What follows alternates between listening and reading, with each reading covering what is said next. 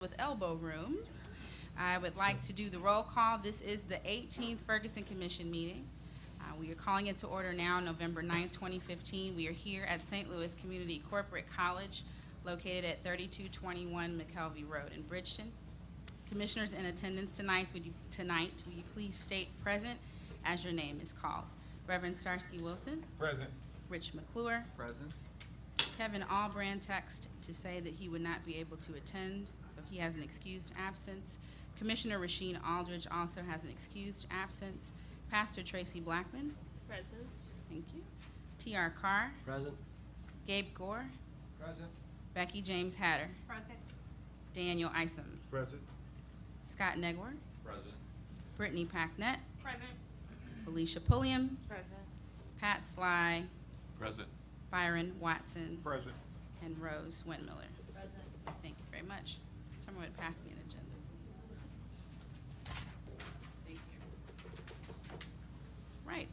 I'd like to ask first that Reverend Tracy Blackman come to provide invocation, followed by Kelly Deloge. Are you in the room? Okay.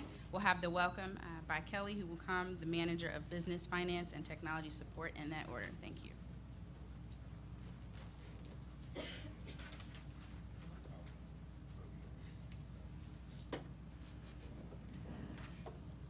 Good evening. Good evening. Let us pray. God, open our eyes that we might see. Open our ears that we might hear. Open our hearts and our minds that we might be changed. Amen. Amen. Yes, thank you.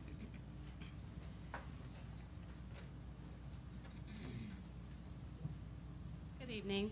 Good evening. I'm Kelly Deloach, Manager of Business, Finance, and Technology Support for St. Louis Community College Workforce Solutions Group. On behalf of our Chancellor, Dr. Jeff Pittman, and our Associate Vice Chancellor, Steve Long, we want to welcome you to St. Louis Community College's Corporate College. Unfortunately, they were unable to attend for prior commitments. At this location is Workforce Solutions Group. We offer programs and services designed to advance people, businesses, and communities. The operating units of this division includes corporate services, continuing education, and community services. At this site, we have a testing and assessment center that hosts several certification tests for individuals and pre-appointment assessments for corporate and government employers. We also have 2 high-performance computer classrooms, training rooms, and conference rooms that we do rent out for business events, classrooms, and training sessions. Under the Community Services Unit, we partner with employers, community organizations, education, and the government to create job opportunities for residents. We offer accelerated job training programs to help train adults for in-demand occupations. Some of these programs are grant funded and are offered at one of our campuses or at the Met Center. There's a table outside the room where we have information about our programs, and I've also left my business card and another manager's business cards if any of you have any questions about our programs. Again, thank you and welcome. Thank you.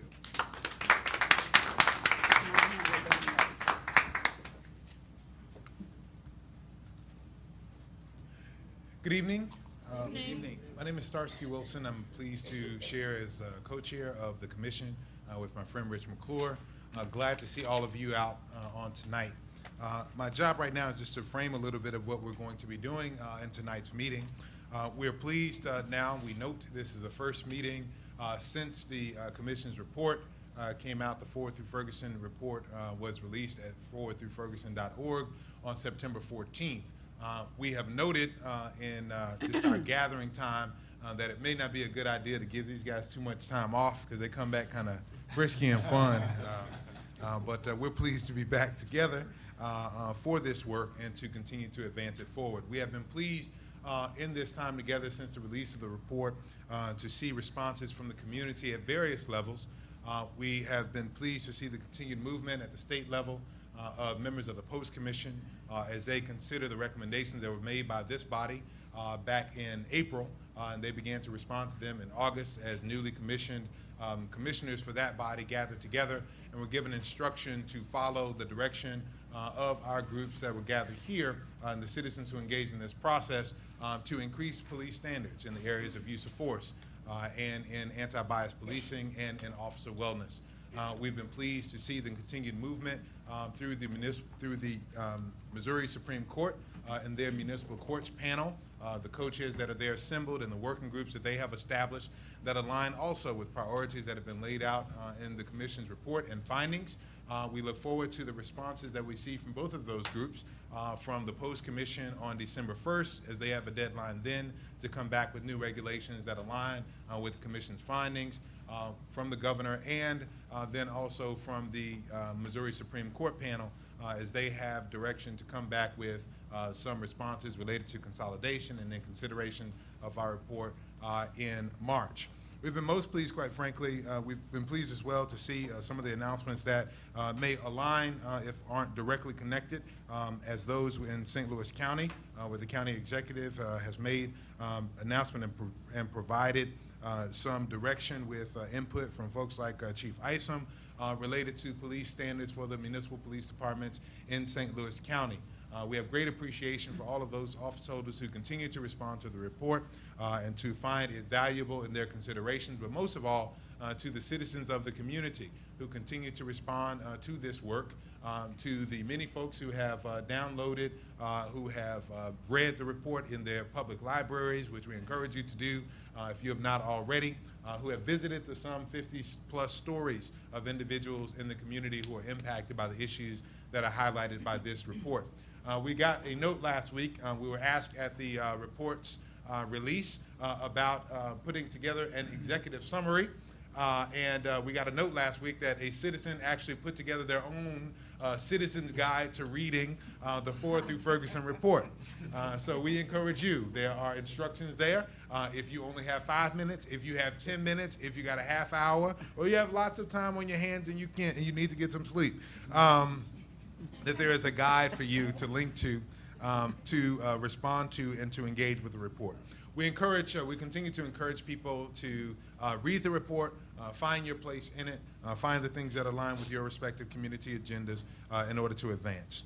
On tonight, we go through this important period of transition of commission ownership of the report to community ownership of the report, and a critical step there is transition to a core intermediary agency or backbone support that will continue to refine, continue to gather, and continue to host community conversation, communication, evaluation, and measurement against the report's findings and our progress to advance this work together. And so we note that we need ownership from individuals to elected officials, CEOs, that we must all own this work. And so tonight we'll have critical discussion about an entity that will help us to move this work forward and how we will orient that community ownership, and we invite your participation in such. So with welcome on behalf of the commissioners and my co-chair, Rich McClure, we thank you and invite you to join us in this work. I transition now to the leadership of our dear sister Monique Thomas and the inspiration that we have for continue doing this work. That for the next generation, she will come. She will come and give us guidance on the next portion of our agenda.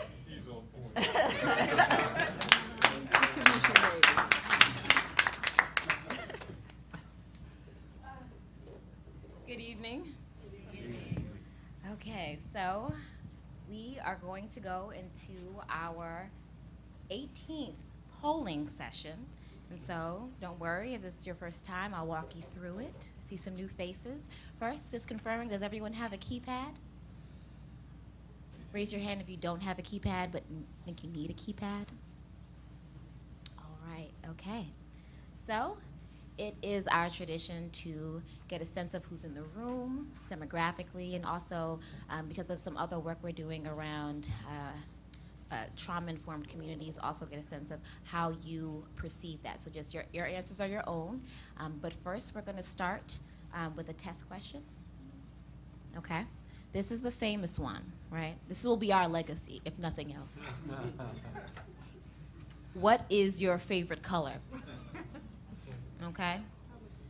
This is a test question, so I'm going to just let you know that polling is now closed. So if you started, you're wrong. You're wrong. When polling is open, it'll be green, signaling is open, and I'll let you know it's open, then you can actually vote, okay? So So it's a test question. What is your favorite color? I'll read the responses. A, black, B, brown, C, blue, D, green, E, orange, F, purple, G, red, H, yellow, I, white, J, other. Your color is not listed. And if you look at the keypad, and if you've never used a keypad before, you'll see that there are letters for each on each button. Those answers correspond with some of those responses I just read, okay? So if your favorite color is not listed, you'd put, what would you press? You guys are ready, okay? So let's open it.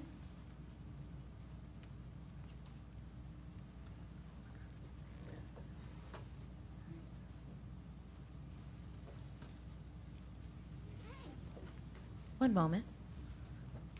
Talk amongst yourselves.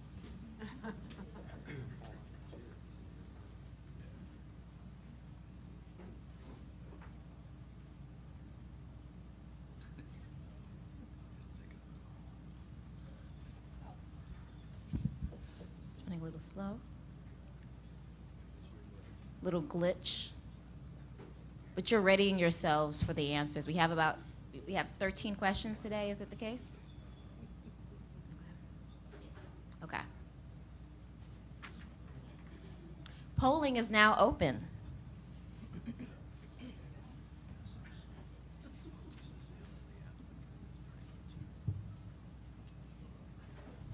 About 20 seconds left.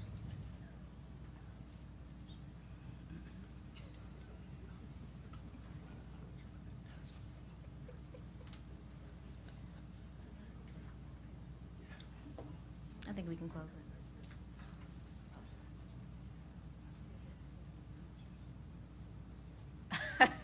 Who would have thought the favorite color in this room is blue? 103rd. You shocked. Consistently, the favorite color has been blue. We do tend to attract people who favor blue. Okay, so now we're going to go to the real stuff. Okay, that was a test question. Now we're going into our demographic questions. So in what geographic area is your primary home or residence located? A, St. Louis City, B, St. Louis County, C, St. Charles County, D, Jefferson County, E, Franklin County, F, St. Clair County in Illinois, Madison County, G, H, Monroe County, I, other. Polling is now open. You have about 20 seconds.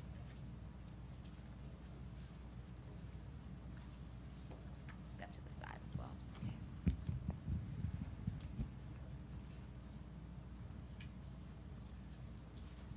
Five seconds. Do you all have keypads? All right, good. Okay, about 70% are from St. Charles County, followed by St. Louis City. A little bit of St. Charles action. Welcome. Next question. St. Louis County. St. Louis County, excuse me. St. Louis County. You're right, yeah, no. And what geographic area is your primary work or school? A, St. Louis City, B, St. Louis County, C, St. Charles County, D, Jefferson County, E, Franklin County, F, St. Clair County, G, Madison County, H, Monroe County, I, other. Polling is open.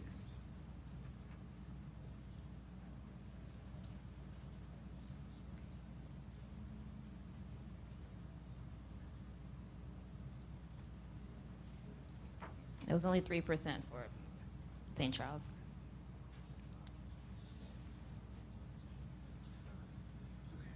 Okay, 51% work or go to school in St. Louis City, 43 St. Louis County, some other. Let's go to the next question. All right, so with which gender do you identify? Please select one, your choices. A, female, B, male, C, other, D, decline. All right? Polling's open.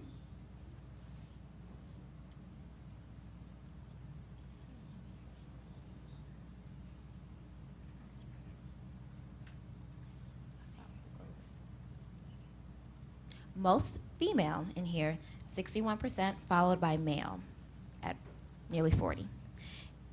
Now, this is a question that we like to just remind people that we can't see who put what, so you can be honest, all right? And what age group do you belong? All are welcome. Please select one. A, 21 and under. B, between 22 and 34 years old. C, 35 to 44 years.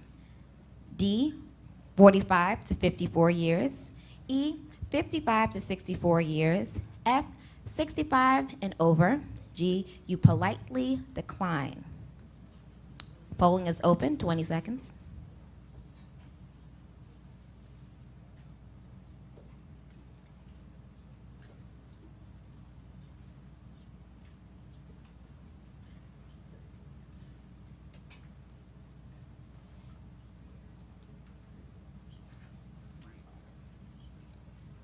Okay.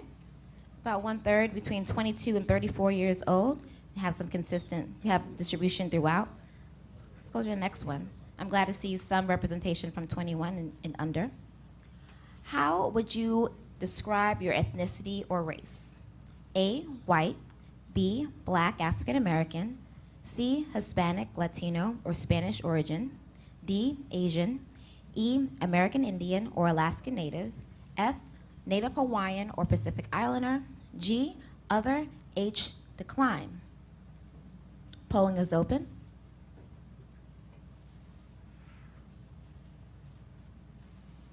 About 15 seconds left.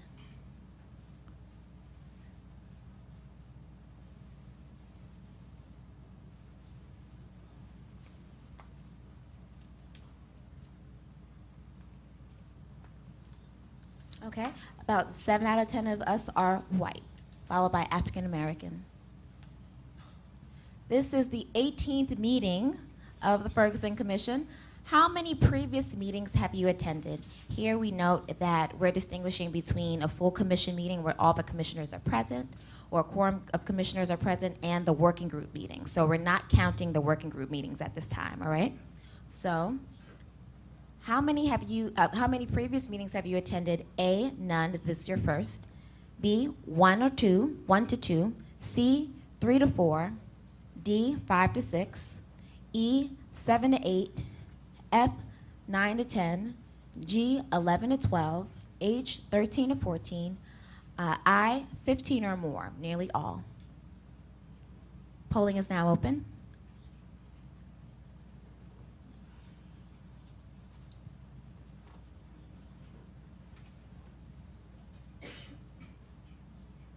Less than 10 seconds left.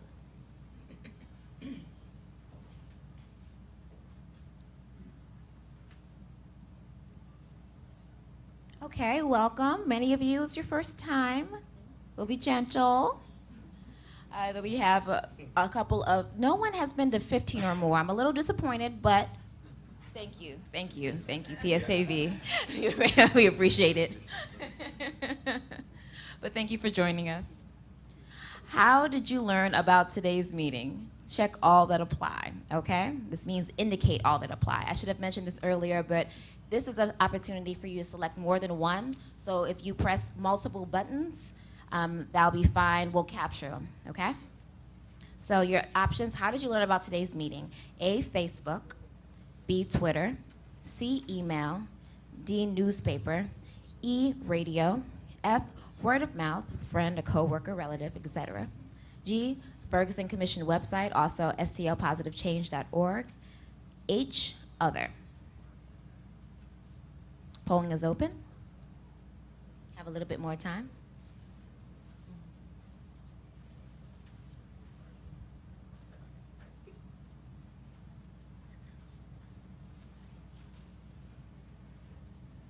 About 15 seconds left.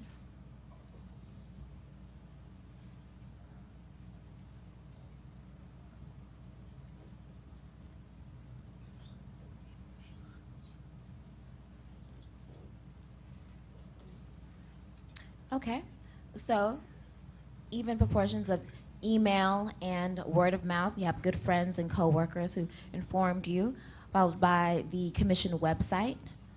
Let's see, let's go to the next question. Now this is content related, so this is when we're going more into the trauma-informed questions. So I'll first read the definition of trauma-informed so we're on the same page. Have you experienced trauma or toxic stress? This is described as one-time or ongoing deeply disturbing experiences, often brought on by physical, economic, cultural, emotional, or environmental assault.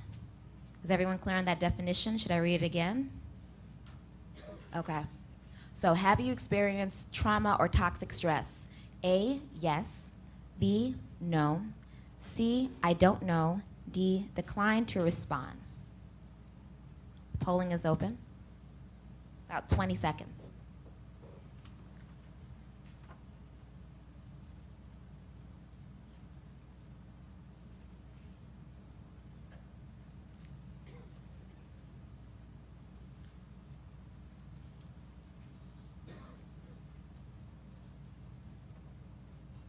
%63% have indicated yes. Next question. Do you think the community you live in has experienced trauma? I'll repeat. Do you think the community you live in has experienced trauma? A, yes. B, no. C, I don't know. D, decline to respond. Polling is open.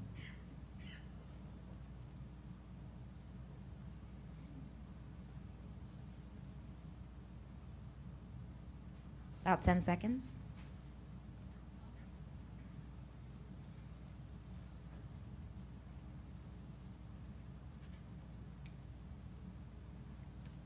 About 75% indicate yes.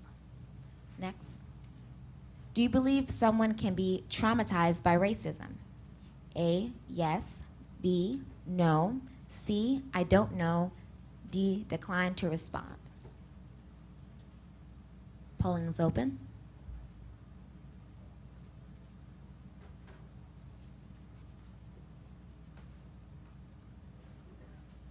About 10 seconds left.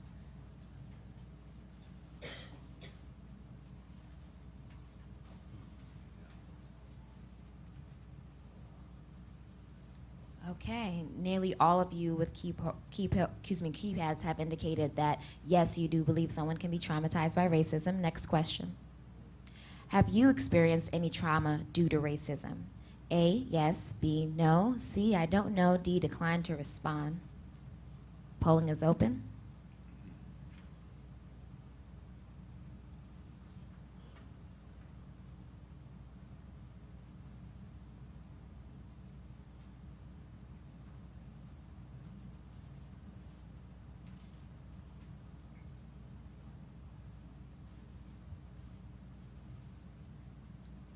About half of us say yes, 43% say no, 5% I don't know.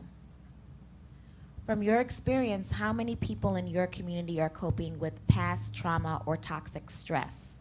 A, very few. B, some. C, a lot. All in your estimation. Polling is open.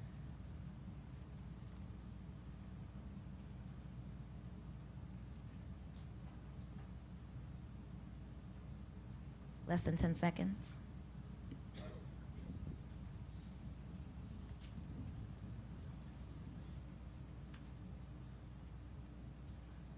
About half of us say yes, a lot. Please select the most applicable ending to this statement for you. Trauma and toxic stress are A, just a part of life in my part of town. We deal with it. B, not that big of a deal. People need to deal with their own problems. C, keeping our community from thriving. D, keeping me from thriving. It is the case you only select one. Okay? Polling is open.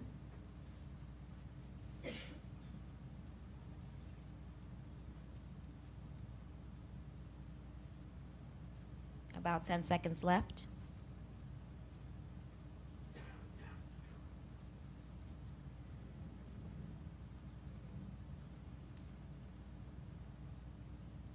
Nearly 90% have finished the sentence. Trauma and toxic stress are keeping our community from thriving. That concludes polling. Does next on the agenda? Okay, so now we're going to go into public open mic. I'm going to give it to Jerica Franks, and I'll be acting as the scribe of those who signed up. Good evening, everyone. Again, I am Jerica Franks. Unfortunately, we didn't have anyone sign up, but I do want to open this opportunity up for anyone to speak. We do provide you with 2 minutes to give us any feedback, suggestions, comments that you may have on the progress as far as the commission or just the community in itself. So again, if anyone would like to speak. Okay. Well, we will go right along. I will hand the mic over to Bethany. Thank you all.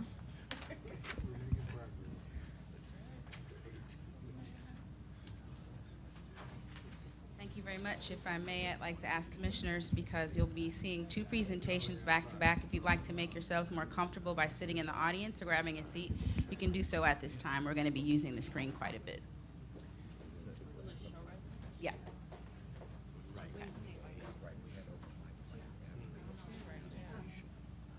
Okay. You can stay or you can move. Okay.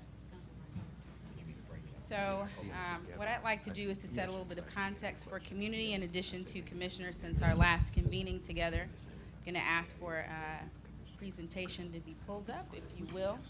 I'd like to talk through the context and process of what has happened since the release of the commission's report.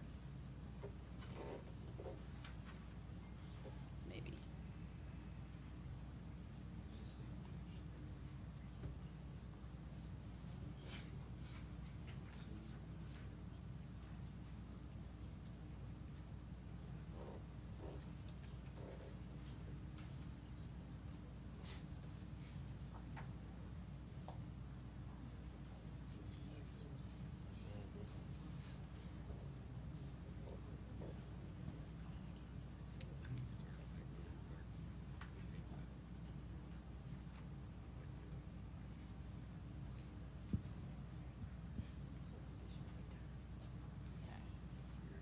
Community members. Are you all able to see in the back if I stand here? Okay. So tonight we're talking about sustaining change together. This visual that you see denotes the way that we envision the adoption of the calls to action and the work of the commission moving forward beyond the sunset of the commission's actual time together through executive order, which ends December 31st of 2015. Okay, I'm going to nod my head. Please. And no. All right, keep going down. So this is the timeline for driving positive change. This should be a familiar slide to all. On the left-hand side, you saw that we were focused on heavy community engagement with commission leadership that got us to the point to be able to release the report that's on forward through ferguson.org through September 13th. We are now in the transition timeline, of which the co-chairs talked about earlier today. We're in the time frame of September 15th through December 31st, which we're in the transition process, going to community leadership with facilitation and support of the Ferguson Commission and its staff and consultants as well. So this evening, there's a few things that are happening. Early October, we released an RFQ, which were in your materials. If you need a copy of that, we do have copies available to you, that we released asking for community to be able to respond to the need for a core intermediary or backbone approach to this work, of which we received 1 application back. Second, we then went to an external review committee process that was a great combination of community members, some that participated within our working groups, some that were less active in the process but really wanted to invest within the conversation that convened later on in October, with which information was provided, and Focus St. Louis and its partners who are here tonight, if you'd raise your hands for the audience to see, are here to make the presentation to the public and to the commission this evening. You'll see on this third box that implementation January 1 through generations is the shift with which community ownership happens. So during this time frame, commission staff will be working hard to ensure that the work is thought through, that we understand what the plan is, especially before December 31, probably working through some of the holidays to make sure that we have an appropriate plan that is worthy of the work that we have released in terms of the report. Next slide, please. I can use my remote. Yes, okay. And so here, this visual, racial equity, leadership circle at the top in purple. On your left-hand side is the core intermediary function, and on the right-hand side is the evaluation and monitoring function.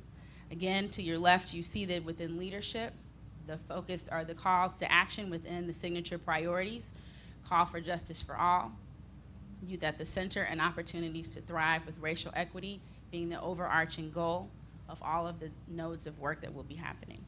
In the core intermediary, I'll get to in a second, but tonight really talks about that backbone function of what it is that we're looking for, the machine that drives the movement and the action to come with engagement, and evaluation and monitoring. Two functions. There's one internal within the core intermediary that is present tonight, and there's also an accountability mechanism that is needed externally to ensure that there is someone that is evaluating the process and the progress of the report. Next, I can do this now myself. So here with the core intermediary, you see those functions. How many of you in the room are familiar with collective impact model? Great. Many of you had the opportunity to also go to the Policy Link conference, I think last week, if you did raise your hand. All right, there's a few in the room that did so as well. So a lot of this will be consistent information here.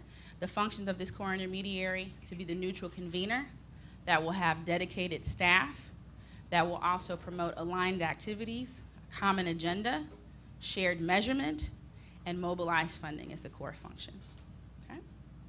And this slide, evaluation and monitoring, once the presentation has happened this afternoon, we'll have Serena Muhammad, who's in the room, who has been able to help shepherd and design the process for the RFQ, and to also think about the evaluation and monitoring function will come forward to also talk about and outline what that process needs to look like after we're done. So I'm going to leave it back at this slide. Well, actually, no. We're going to take away this slide deck and then ask for Rose Windmiller. She would come forward to present her remarks as well. I don't actually. Well, you could actually leave the three circles. I'm going to move over here. I don't like to have my back to anyone, so I'm going to speak both to the audience and to the commissioners from right over here.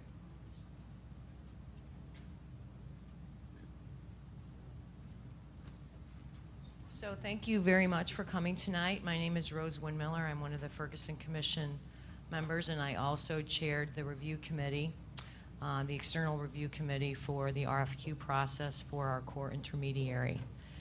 First of all, I'd like to thank all the members of the commission and the external review committee. They worked very hard on a very tight timeline and offered very thoughtful advice and guidance. They provided key expertise in areas including fundraising and development, community engagement, and organizational structure. I'm very appreciative of their commitment and that of the commission staff. The managing director, Bethany Johnson-Javois, has described the timeline and the process for the RFQ, which generated a single proposal. This proposal was reviewed by the external review committee at a public meeting on 10/27.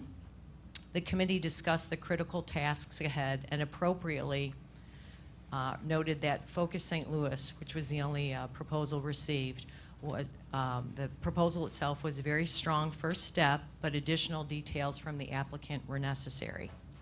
Reviewers were particularly interested in seeing more information about Focus's plans to mobilize funding, to actively engage with underrepresented and under-resourced community members, and how they would actually move forward with social entrepreneurship efforts in the area and bring those to the forefront of the core intermediaries' work. Reviewers acknowledged the need to bring multiple partners to the table because of the depth and the breadth of the qualifications requested of the core intermediary. The review committee voted to move Focus St. Louis's proposal forward in our process and asked the staff and me as the chair of the committee to provide the applicant with the committee's feedback. Reviewers' comments were shared with Focus St. Louis staff and Focus's presentation this evening should reflect their response to the Review Committee's request for additional information. Focus St. Louis will present to us shortly. They have 30 minutes to describe their proposal, and afterward, there'll be ample time for questions and answers from both commissioners and from you, the audience. Tonight's presentation is our opportunity to engage in a critical discussion about next steps forward. We have limited time left together, but we do have a template which will allow us to transition the work of the Commission to the next phase, which is ownership of the recommendations and forward through Ferguson by and for our community and our region. I'd like again to thank the members of the External Review Committee, including Ferguson Commission members Scott Negwar and Byron Watson. Rich McClure was also involved, and also all the Commission staff for their help. And I'm happy to answer any questions right now, or we can hold them till after the presentation. Why don't we do that? We'll proceed on, and let me thank Rose. Thank you for your hard work chairing the committee. We're very grateful that you took on that additional responsibility in addition to your commission responsibilities, and thank you to Byron and to Scott for serving, and a number of others, several in the room, served on the committee, and we appreciate the very hard work. Thank you very much. Thank you.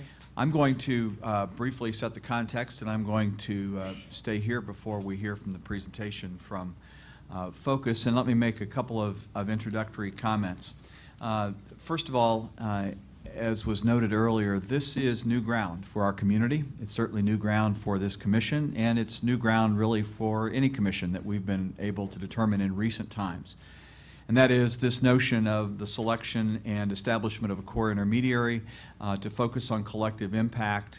Many commissions file their report, make the recommendations, and don't take this next step. And so we think it's an important step to take, but we do so noting that we're working with a playbook that we're writing as we go here. And I think that's appropriate. It's an appropriate response, and it's appropriate, I think, very thoughtful approach on behalf of the Commission. Secondly, I want to thank Bethany Johnson-Javois and her team and those that have come around them, some of whom have been named already and some of whom you'll hear from in a bit, for their thoughtful work to create the structure and the process, an open, transparent process for both establishing the RFQ, following national models and national norms, and being very thoughtful about the way in which all have the opportunity to be engaged in this process. And I think it's a very important step, and it's, I think, appropriate that we've taken this time since the delivery of our report on September the 14th through the end of the year to take these and other steps which you'll hear about later this evening. I think the fact that this is hard, difficult, complex work is reflected in the proposal that was received. I think it's reflected that we received a single proposal, but it is a proposal that partners with effective organizations. We know a number of organizations looked at the RFQ and found places where they could interface specifically in one part of the work, but not all of the work, and so as a result they chose not to respond. However, many of them have already said, here is where we see how we can help and interface both with the core intermediary and participation as well as with the community, and we note that as a positive development. So what we hope to do tonight is to delve deeply into this proposal, to hear from Focus and their partners, and to then open it to questions, as Rose said. I would note two things. Focus, for those that don't know, is a community leader in civic engagement and has been so for 18 years. They have a commitment to racial equity in their programming, training, and their policy work and engagement. They're centered on leadership and a clear path to open and transparent processes in a regional perspective, particularly as it relates to our ongoing quest for racial equity. They have focused on training community members to be better citizens and residents to be better neighbors, and so this is aligned with where they have been historically, and we're looking forward to hearing from them this evening. As a part of our process, in terms of transparency and openness, we ask for our commissioners and members of the External Review Committee as well to declare in writing any conflicts of interest which they had. In our community, particularly given the organizations that have been focused on these areas, it would have been frankly very surprising to me if among the members of the commission we did not have folks who were deeply involved in organizations which can and should be at this table. So the way in which we will handle these conflicts is as follows. We're going to ask commissioners that have those conflicts and have so declared them in writing to go ahead and put them orally on the record here this evening so they are noted. Secondly, we are going to welcome their participation in the discussion in terms of questions or observations that they might have, having their commissioner hats on while making those comments or questions. And then they will abstain from voting, of course, on the proposal. So we wanted everyone to understand the approach that we would take, and we're going to now open the floor and ask any commissioners which have conflicts to so declare them, please. Starsky Wilson, for the record, has a conflict here. I currently serve as a director and as the board secretary for Focus St. Louis. Thank you. Dan Isom, I have a conflict. I'm a faculty member in the Department of Criminology and Criminal Justice at the University of Missouri St. Louis. We would be a part of the Applied Research Collaborative with Focus St. Louis. Thank you. Felicia Pulliam, I serve as Development Director for Focus St. Louis. Thank you. T.R. Carr, I have an ongoing working relationship with SIU Edwardsville and with part of University of Missouri St. Louis with the MacArthur Grant, so I'll recuse myself. Thank you. Any others? Okay. Thank you, commissioners. And with that, I'll turn this over to, I'm sorry. One quick request. I made this of staff. I think it may be helpful to have read for the public the list of external review members. So staff has provided that for me, so if that's okay, I'll Please do. The members of the External Review Committee, so we have this just on record and in the room, included by virtue of ex officio assignment, myself and Rich McClure. Members of that committee were John Chasnoff from the Coalition Against Police Crimes and Repression, Charlie Cooksey of Inspire STL, Bob Hughes of Missouri Foundation for Health, Ginger Emster of Arch Grants, Dwayne James of the Ferguson City Council and Chair of the Board for the Ferguson Youth Initiative, Scott Negwer, a Commissioner of the Ferguson Commission, Atul Kamra, 630 Financial Technology Accelerator, John Kemper of Commerce Bank, Linda Locke, Standing Partnership, Scott Negwer of the Commission, D. Nichols of Civic Creatives, Deborah Patterson of the Monsanto Fund, Kayla Reed of the Organization for Black Struggle, and Peter Sortino of Washington University in St. Louis. At this time, it's my job to introduce those that will be presenting this evening to community and commissioners for the court intermediary. Ms. Yemi Akande Barsh, first let me ask you, would you like to present from the podium on the side? Okay, then we'll leave it as is? Yes. Okay. Yemi Akande Barsh is President and CEO of Focus St. Louis. Michelle Miller stands beside her, I believe, Director, Coro Fellows, Program and Public Affairs Director from Focus St. Louis.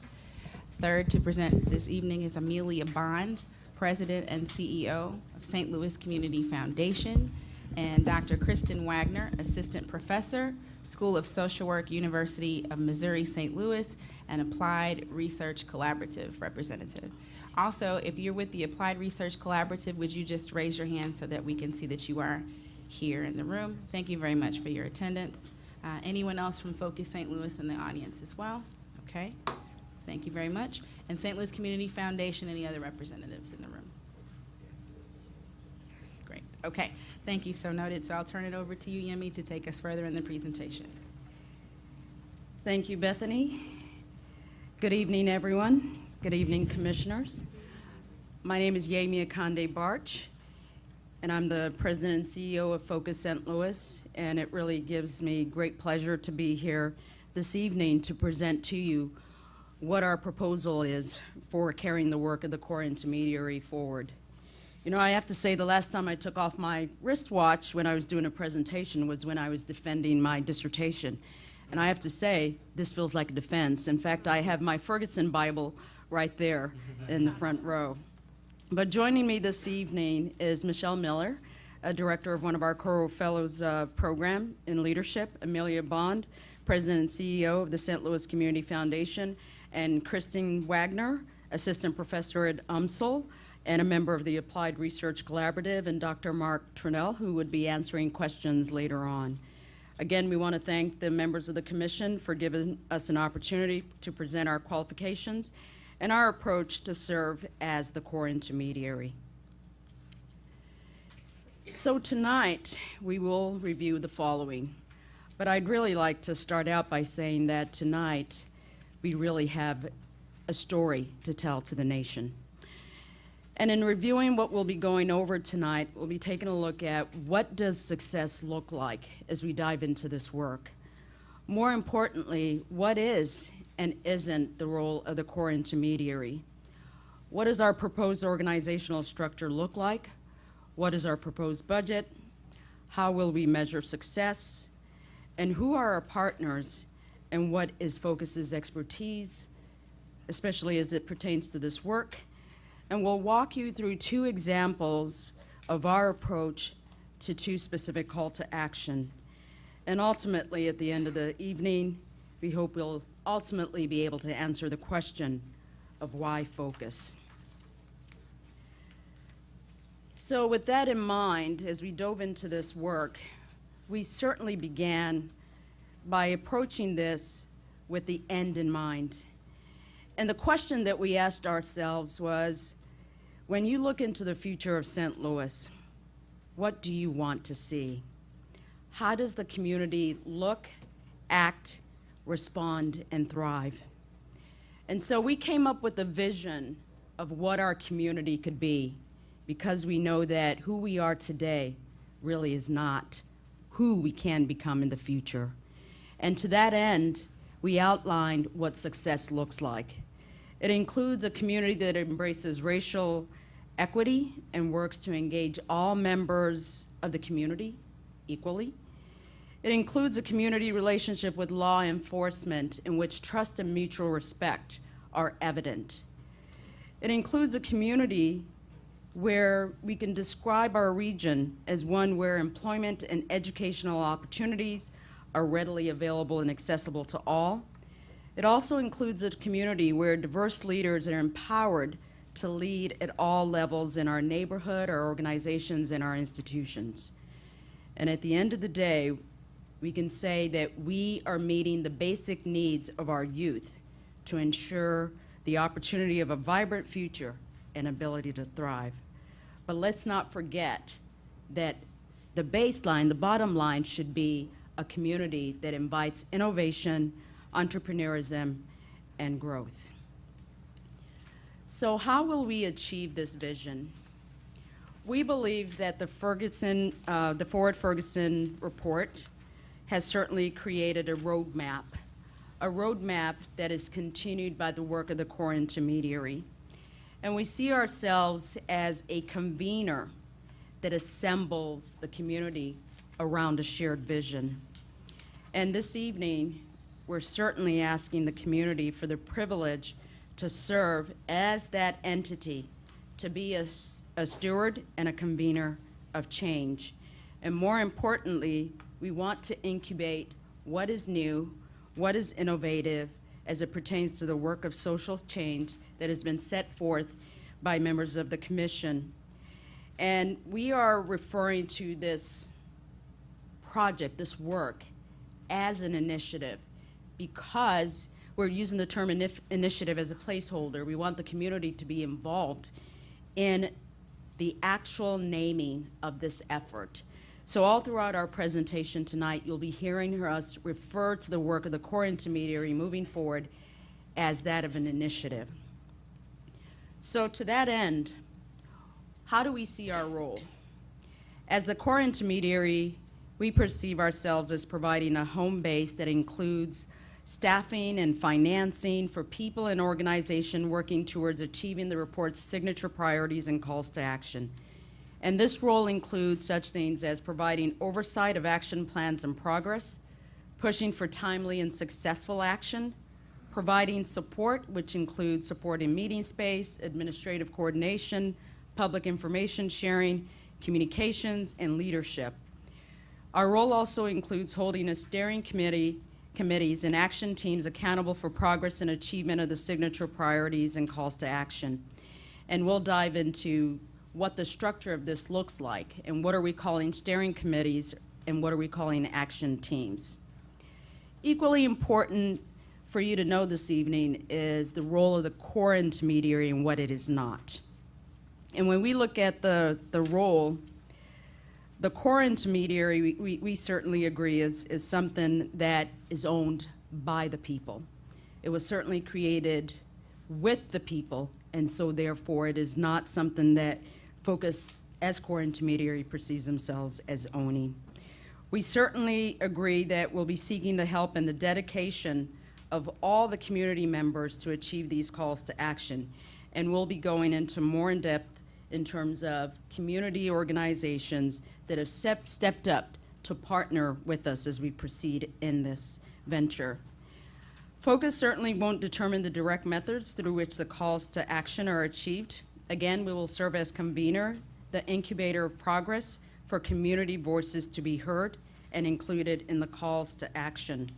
We will ensure that all community members who wish to engage are invited to act towards the progress of our work moving forward. And now I'm going to ask Michelle Miller to step up and talk to you a little bit about what the proposed structure is. Thank you, Amy, and good evening, everybody. So I have my generation edition of the watch up here as well. A little bit about the proposed structure. So as core intermediary, Focus knows that we need to invest our resources, people, and vision into the success of achieving the calls to action. And we truly see our primary purpose as convening the right people in the right ways at the right time to achieve change. So I want to walk you through the model that we've proposed here. In blue in the middle, you'll see 4 new staff who will be contracted. Of the 10 existing staff at Focus St. Louis, 3 highlighted in green will have core intermediary duties. These include myself, Julie Lawson, who's the Vice President of Programs, and Yami, who will serve as the primary point of contact until new staff would be hired.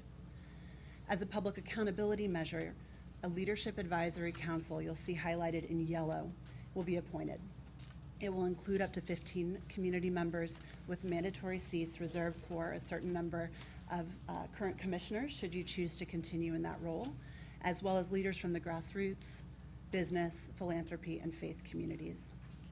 In the upper right, you'll see 2 collaborating organizations highlighted in purple. The first is the St. Louis Community Foundation, who will be establishing and managing a fund for this work. Expenses of the initiative will require approval of both the Leadership Advisory Council and the Community Foundation to ensure fiscal accountability in the financial management of this work. In addition to the Community Foundation, you'll see the Applied Research Collaborative, or ARC, and they have joined the initiative as well. They will establish a baseline from which will determine the order of action and measure success. Finally, at the bottom, also in purple, you'll see communications consultants that will support the effort by really helping maintain the remarkable community engagement threshold that the Commission has set, supporting transparent public reporting of progress and promoting opportunities to learn and volunteer. We also know that they will manage regional campaigns supporting racial equity. Taking a little bit of a deeper dive into the initiative, you'll see that the initiative director will be contracted to serve as a point of contact in direct activities. Again, these new staff positions are in blue. 3 additional staff will be contracted: a resource development manager with responsibilities for fundraising and coordination of community resources, a program manager to staff the steering committees and action teams, and as well as to support community volunteers, and a media and community education coordinator to connect the community to the work through transparent communications efforts. And commissioners, I will advise you, we inadvertently left off that last position on the diagram we shared last week. So there are 3 support staff for the initiative director. As I mentioned, the Leadership Advisory Council is designed to serve both to approve expenditures from the St. Louis Community Foundation Fund, and also to designate the 3 steering committees that focus on justice for all, youth at the center, and the opportunity to thrive. These steering committees will have the support of staff, the ARC researchers, and consulting support as needed. They'll call for the formation of action teams, and this is a process I look forward to describing in the 2 example calls to action. Finally, you'll see the entire effort is encircled within that third-party evaluator that you heard Bethany mention earlier. They'll assess the work and capture successes and failures. And Focus is committed to the intentional and comprehensive documentation of this work, and that comes from our commitment to produce an authentic blueprint for other communities that may want to pursue such an effort in the future.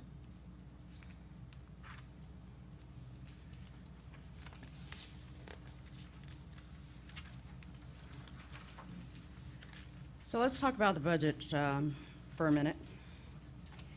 You know, when we first started this project, we had somewhat of a realistic budget, but in reading the RFQ, we thought, okay, let's see how this can work, and was glad to receive the feedback that we could proceed with expanding the budget.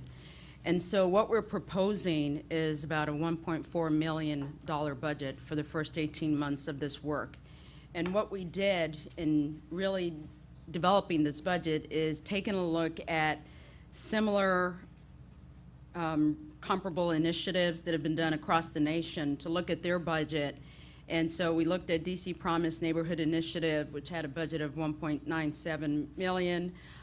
We took a look at even more locally what the budget was for the One STL project that we had a number of other collaborators in the community, and that budget was about $4 million over the course of 5 years, And we also understand that this type of work is going to be business unusual.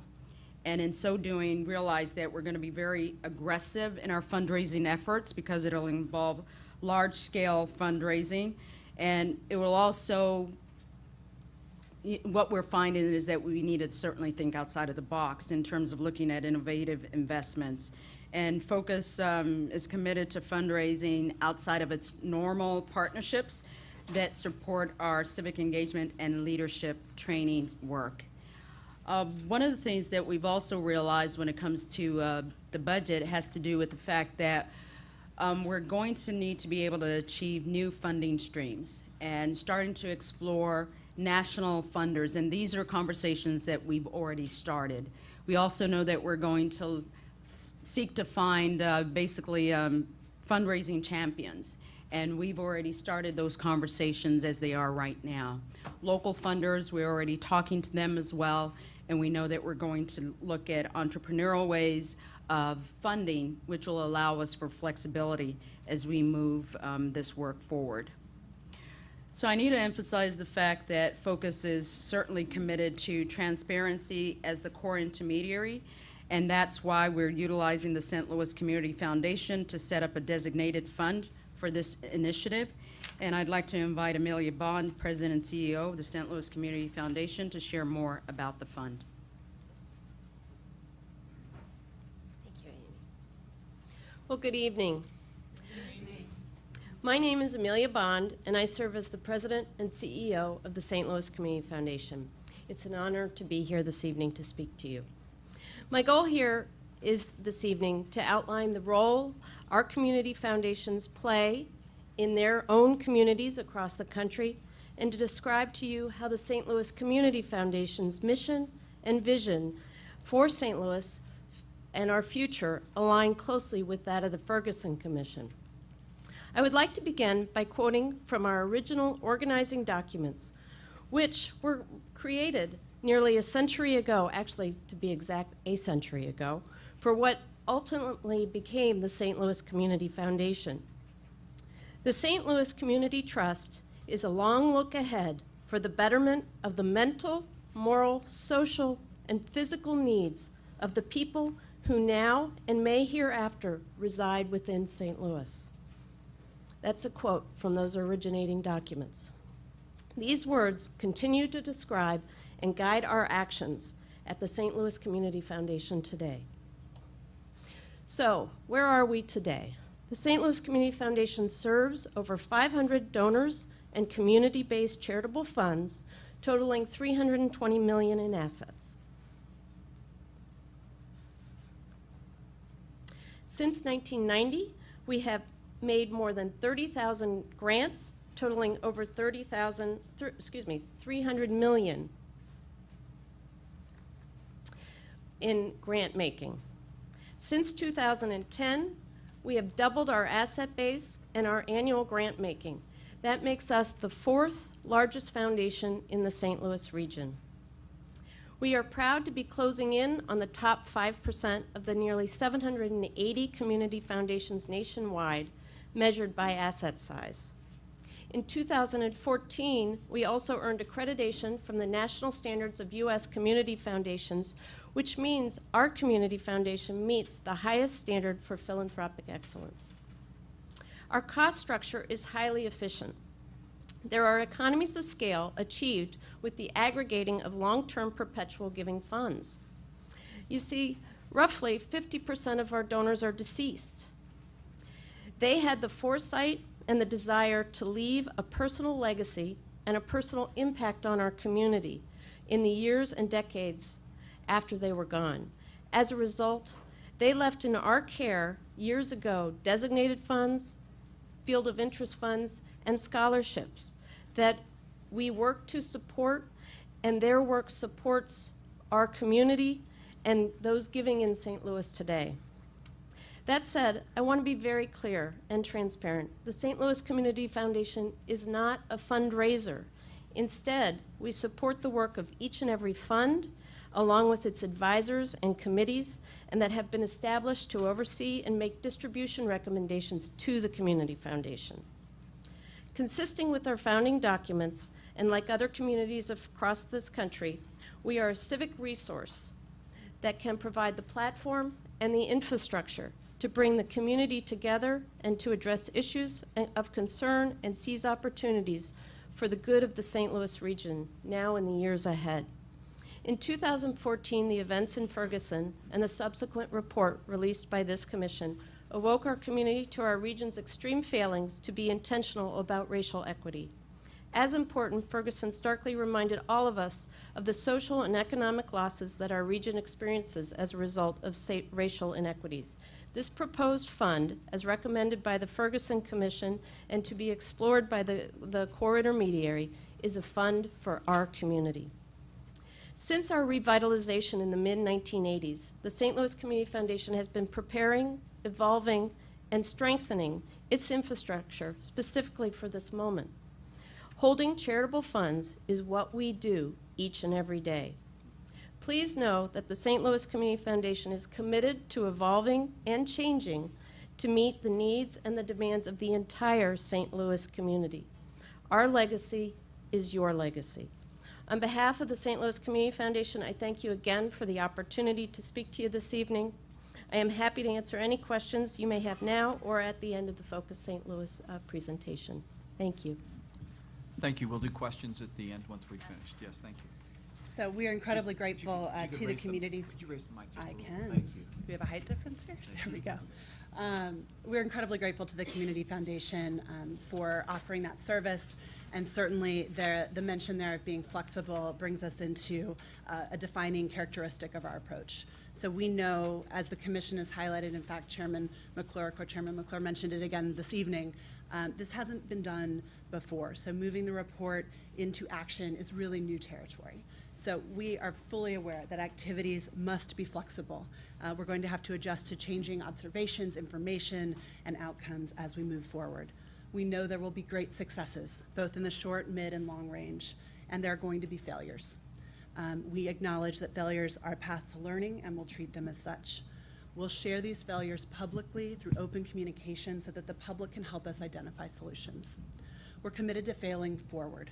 This means adapting mistakes and determining new paths quickly and efficiently. We will embrace innovation and look forward to finding answers along the way. And as I mentioned before, we have a firm commitment to capturing, learning, and sharing it broadly for other communities' future use. As I mentioned before, and as you've heard, the Applied Research Collaborative, or ARC, will be instrumental in helping us track our success. ARC includes 5 local universities, and will work within all levels of the initiative, including determining baseline activity through community assessment of current services and related efforts, mobilized policy campaigns that are in process, and existing resources. ARC will identify what to measure and how to define wins and losses, and they'll support project work of action teams. This is that internal evaluation service that you heard Bethany mention. St. Louis Community Foundation and ARC are really only two of our collaborating partners, so I'm going to invite Amy to join me and discuss a little bit more about how we've engaged a variety of partners. So many of you may have heard this quote. I believe it's often attributed to Chris Kraymeyer, who I fondly refer to as Chris Cray. But he talks about the fact that community building happens at the speed of trust. And when we started to put together this RFQ, we knew that we could not do it alone. We know that we've had successes convening a significant number of individuals and organizations across sectors. And so what we did was we first of all revisited the Forward Through Ferguson report and started to identify all the responsible parties that had been identified in the report. And we started to call. We picked up the phone. We sent emails.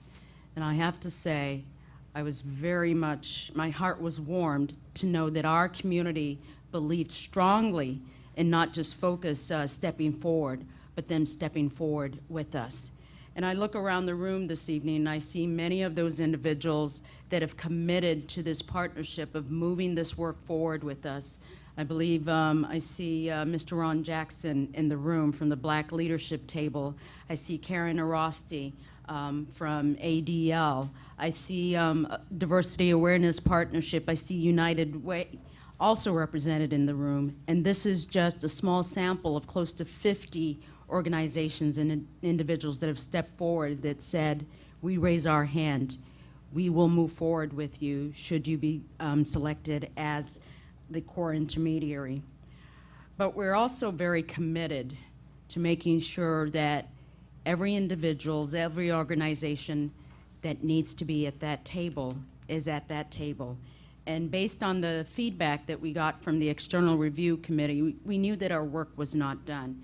And I'd like for Michelle to talk a little bit more about how we took it one step further to make sure that we had a very inclusive and diverse table. So in that week since we received our official feedback, and some true weaknesses were really brought to light in that, and we thank the review committee for that. We have identified, and we do understand, there are some gaps in those that are at the table right now. So we maintain a commitment to keeping seats open and have particularly started outreach as it relates to the grassroots community. So again, we've reached out to partners such as Jobs with Justice, folks that are here tonight, Metropolitan Congregations United. We were able to meet today with Missourians Organizing for Reform and Empowerment, so key grassroots leaders. And what I can say is we have a beginning. So far, these organizations have expressed interest, of course, in forwarding the efforts of implementation and are interested in hearing and working with us to ensure the community is genuinely heard and represented in the process. So again, these are early conversations, and we know that it is critical that community members are engaged in this action. Another area where we are expanding very intentionally is to engage youth. While we operate Youth Leadership St. Louis and the Emerging Leaders Program, we know that that's really a small window into the thoughts and aspirations of younger community members. The success of this initiative most definitely relies on its ability to carry forward into the next generation. And so we will not only engage youth-serving organizations as we move forward, I think even Boys and Girls Club just committed today, but we're also holding seats at the table for individuals who are younger in our community to join us and be part of positive change in our community.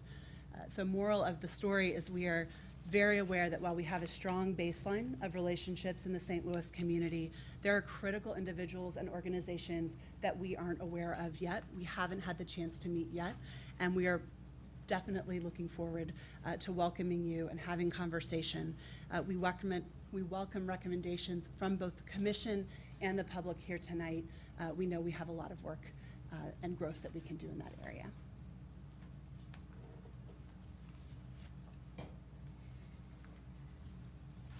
So now I want to talk a little bit about Focus's expertise. We certainly have designed a plan to act upon the signature priorities and calls to action, and Focus will provide the structure for this to be possible. And we know that the core intermediary must certainly operate within an understanding of civic engagement, policy change, community partnerships, and a history of achieving similar objectives. And to that end, Focus has been an impartial community convener around such subjects of affirmative action, racial equity, diversity and inclusion, workforce development, and urban development. Additionally, if you look at the broad spectrum of the programs that we have, we've been able to build and maintain relationships with a diverse and broad network of partners with relationships representing all sectors of our community. Additionally, we've been able to create and operate the bridges across racial polarization. I'm looking across the room tonight, and I see some of the members from our Bridges group represented here tonight.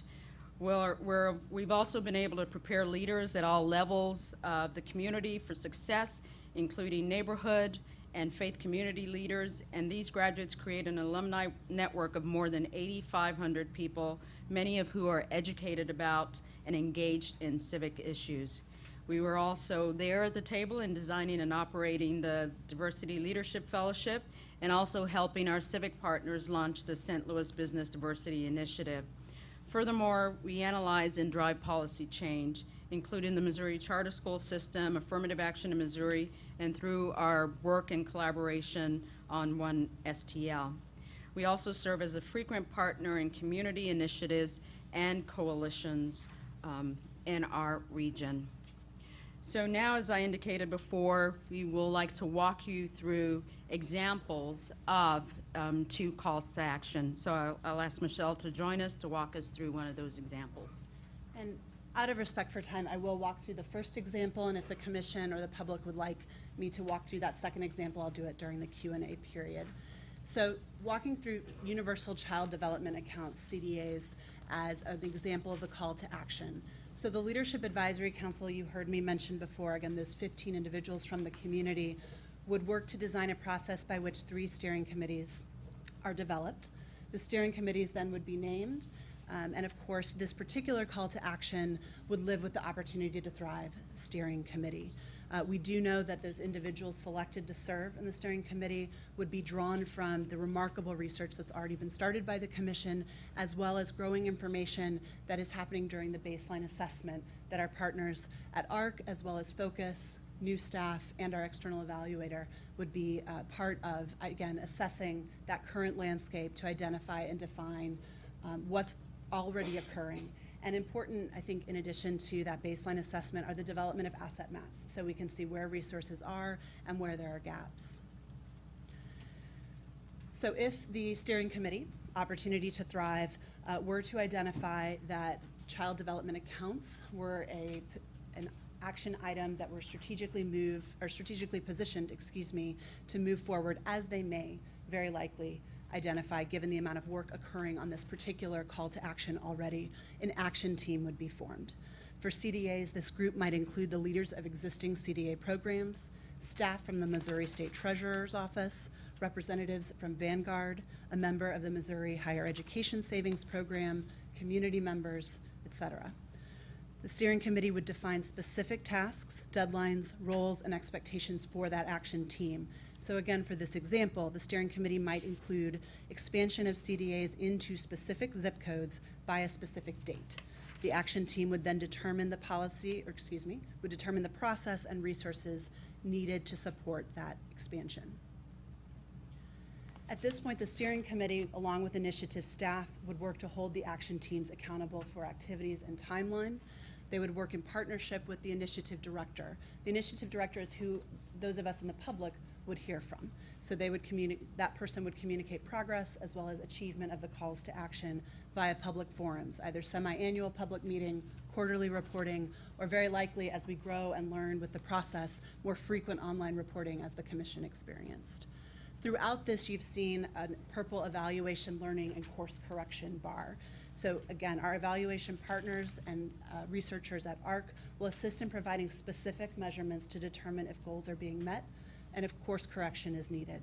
So in this example, if CDAs did not expand in the time specified, evaluation partners would help the initiative director and the steering committee assess what's blocking progress, what corrective action is needed, what adjustments are needed, and then define a new goal with outcomes. That new strategy with new tasks would be set forth. As the group achieves success and we have universal CDA access, that action team would disassemble to support other actions, or it could transition into a role that supports that long-term sustainability of the CDA model. So as I said, we also developed a comprehensive demonstration response plan, which would be an action that lives in the Justice for All Steering Committee, and I'd be happy to discuss it during the Q&A. I tell you, Michelle, we've got just a little extra time. Why don't you go ahead Want and me go to through go the second one now, Okay. please, so we have that information. Happy to do it. So if the Justice for All Steering Committee were to determine that the call to action to develop a comprehensive demonstration response plan was needed to quickly begin affecting the change of policing practices, again, as the review committee identified, it's a reasonable thought that that would be one of the actions identified to move quickly. An action team would be formed. In this case, and bear with me, it's a list.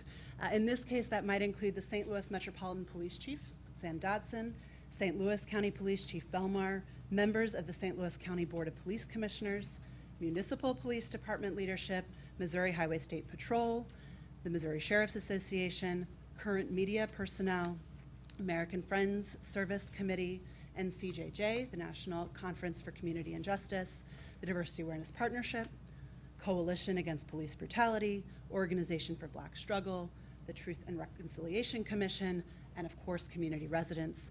Now that's a big action team.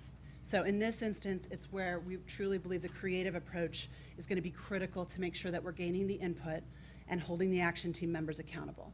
So in this case, the steering committee might call for the initiative director and for staff to use surveys, phone interviews, hold large public events, and use other methods to make sure that they're hearing from all the relevant parties in that implementation.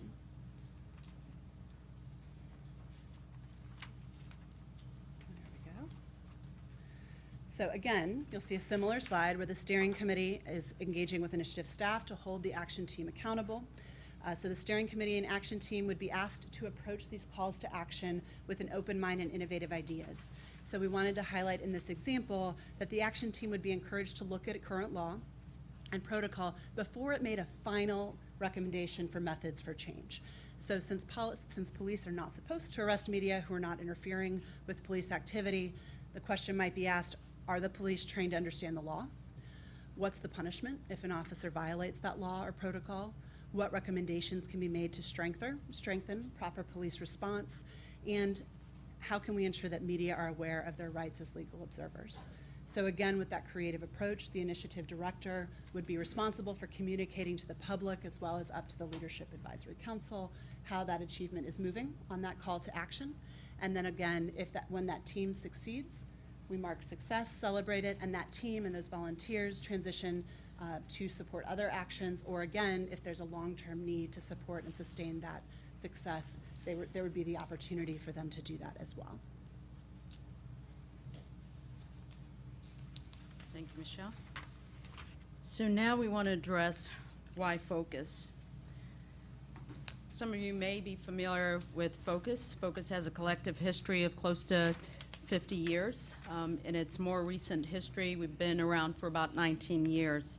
And what Focus has is certainly strong leadership, a transparent and inclusive process, a regional perspective, and an ongoing quest for racial equity. As a core intermediary, we certainly believe that social change begins with a groundswell, a demand for a better world. The work of the commission has certainly demonstrated that the community is the epicenter of change. So again, why Focus? Because we engage residents to become better neighbors and businesses and to be reflections of their communities. Because we train St. Louisans to be better citizens. We ask others to be inquisitive, to challenge the status quo, to be fearless and relentless in their question for what is right and what is just. And we ask those who we serve to engage in their communities with passion and eagerness. And I'd like to conclude that when leaders say yes, even when it is difficult, we are saying yes. We know this is messy, it has not been done before, but we believe that with the support of the 50 somewhat organizations and individuals that have stepped forward, that we certainly can move this initiative forward. So I thank you, commissioners, for your time. And now I'd like to open it up to questions. Thank you.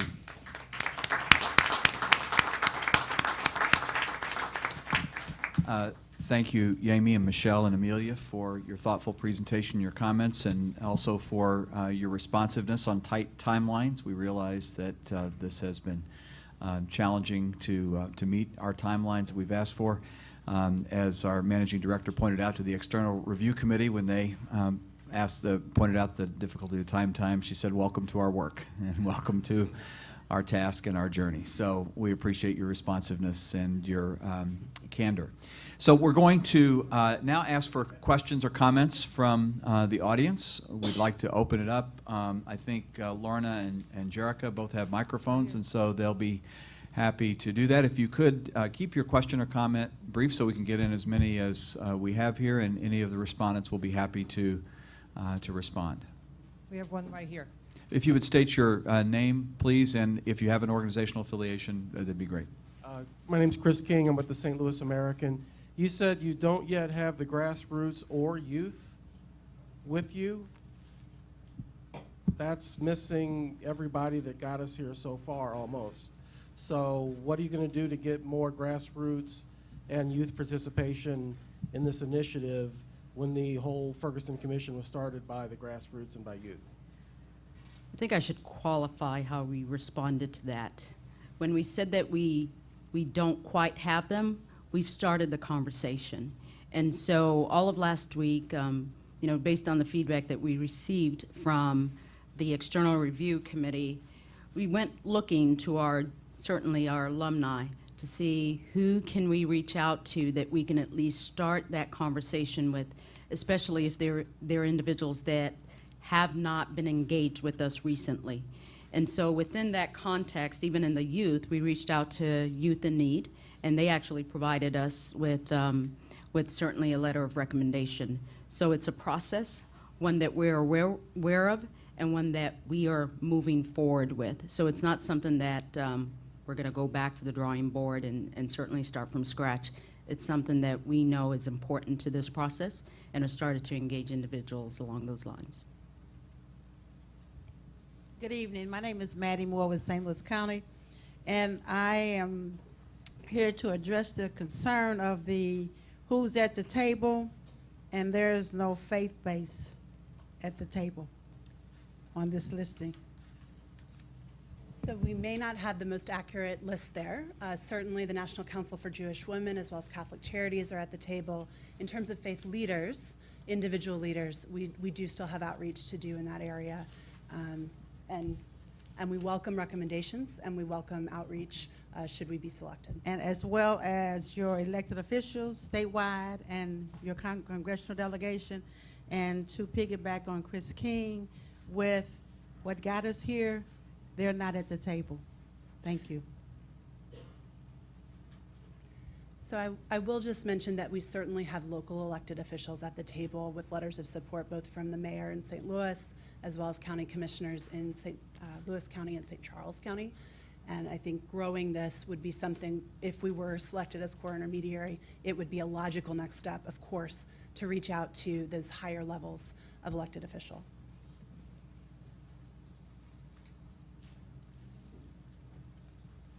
Good evening. I'm Margot McNeil. I'm a state representative, and my question kind of reflected on Maddie's. Probably a third of the commission's actions require legislative action, and so, I'd like to hear your proposed kind of action strategy for dealing with legislative engagement. Thank you. Representative McNeil, we're going to draft you to assist with that. I think one of the things that's important to notice or important to underscore in the model is that in fact it is not Yami and I Amelia, who would be identifying the strategies for that political approach. So each of the steering committees is going to need support there. Knowing what's going on in the political landscape in Missouri takes very specified expertise. We would welcome the input from committed and interested state legislators like yourself. We also know that there will be a need to support those committees and have budgeted for consulting services appropriately. We have a question over here. Ryan Barker, Missouri Foundation for Health. Sorry, Michelle's my former employee. So just sort of a follow-up, actually, to that was, as you were presenting the two examples, there seemed to be a little bit of a jump from the action team to the implementation of a policy, and there's a lot of work that goes on in there to get something passed through our legislature or city council. And so who is responsible? I guess my question is, fill in that gap a little bit. Who is actually taking on the task of getting that accomplished? Is it the action teams? So yes, that would be the action team that is responsible for doing the on-the-ground, organizing the campaign, ensuring that votes are counted and passed accordingly. The steering committee is who holds them accountable to do that. So in the example of child development accounts, the action team would be doing those step-by-step process, which, Ryan, you're certainly correct. There are many steps in that process. The steering committee would help identify what those steps are, set deadlines, and hold that action team accountable for moving that forward. Just as to circle fully back, the steering committee itself reports to the initiative director, and the initiative director reports to that community-driven leadership advisory council.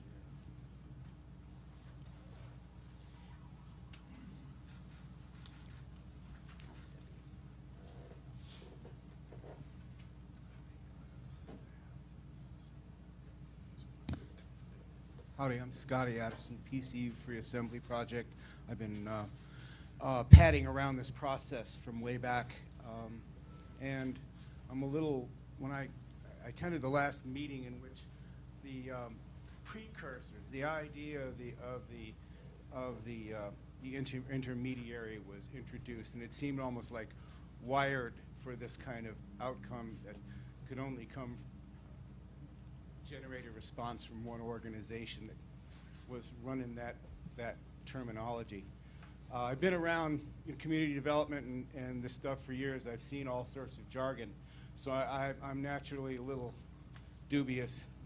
All sorts of elaborate language. Oh, for organizing what we're doing, and we could bring it down to those terms. I'm a little concerned right now that you're basically going to be in a formative role with respect to implementation on this stuff. And so far, all I've seen is like hyper management of platitudes. What's going to happen? So I cannot speak for other organizations, but what I can say is for the past 18 years, Focus St. Louis has prepared diverse leaders to work collaboratively for a thriving region through our experience-based leadership training programs and civic issue education and public engagement initiatives. And that is one of the reasons why we applied. You mentioned the fact that you were the sole applicant. I can't speak for anyone else who did not apply. And perhaps that's a question that could be directed to members of the commission. Or perhaps not. I think I addressed that in my opening Yes, comments, but absolutely. we can talk about it more in our own Q&A, sure.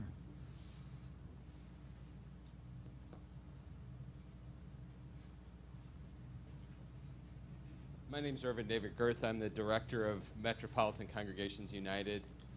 I think from our perspective, and maybe from some other grassroots groups, we will support any process that advances the calls to action of the commission, because that's where we're headed.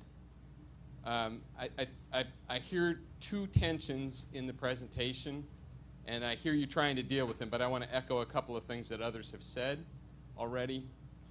The first is that for a lot of us, this is a moment of at least radical transformation, if not outright revolution. And so if what we've really got here is a management process, it raises some red flags about whether we're going to get deep transformation or not.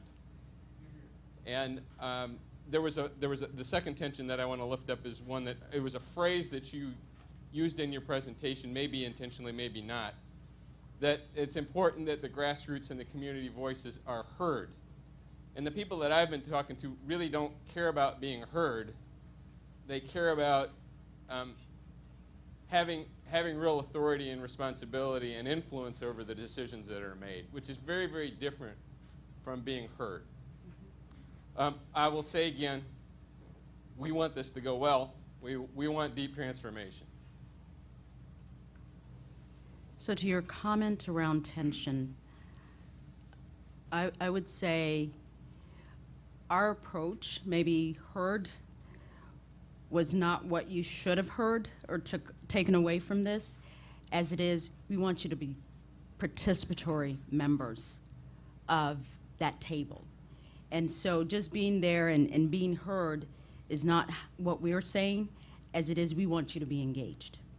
And so asking you to sit at the table along with others assumes that you will be part of the solution, part of the conversation of creating solutions to all these call to action.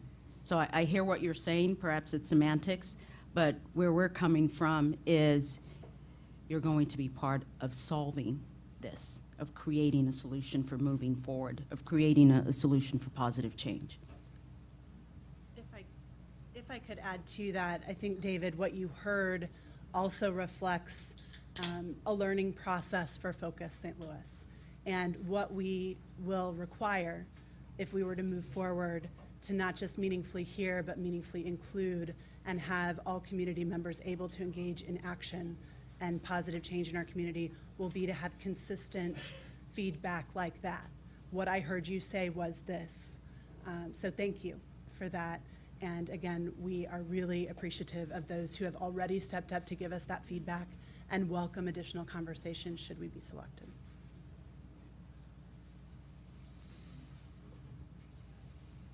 I remember back when John Shaw still had a job with the city of Ferguson. We were trying to get to him, and one person said, I was in his Focus St. Louis leadership group. Did John Shaw, the city manager of Ferguson, go through Focus St. Louis leadership training? He did. Yes, he did. What did he learn? That's a great question. Unfortunately, unless John is in the room, you can ask him. But what we do in our programs is we educate leaders on the various issues and challenges that are in our community with the goal that they can do more and they can create positive change. I cannot speak for, I'm sorry?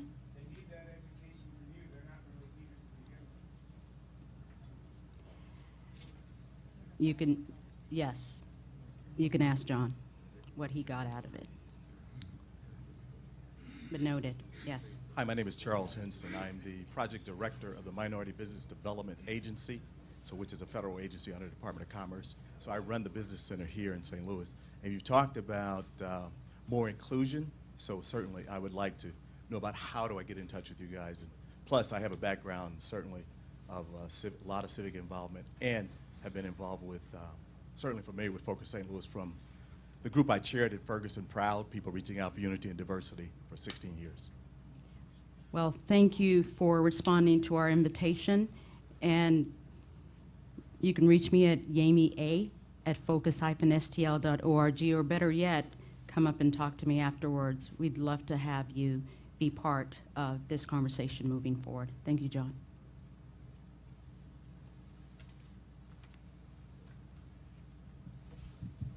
Other questions or comments?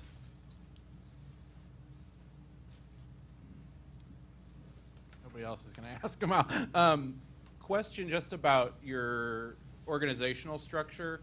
So can you talk a little bit about the board of directors of Focus and the Learning Advisory Council? Leadership Advisory Council. Usually a board of directors has financial responsibility for an organization. So would this be a project of Focus, but then the board doesn't have control over the financing because you said the Leadership Council approves spending. So it seems like there's sort of two masters, if you could address that. So, yes. So First of all, the intention behind having funding go through the Community Foundation is so that there can be very clear and transparent accounting of that process. So dollars are donated, dollars are granted toward the work, and you can see in and out very simply. So the Community Foundation Fund will serve that role.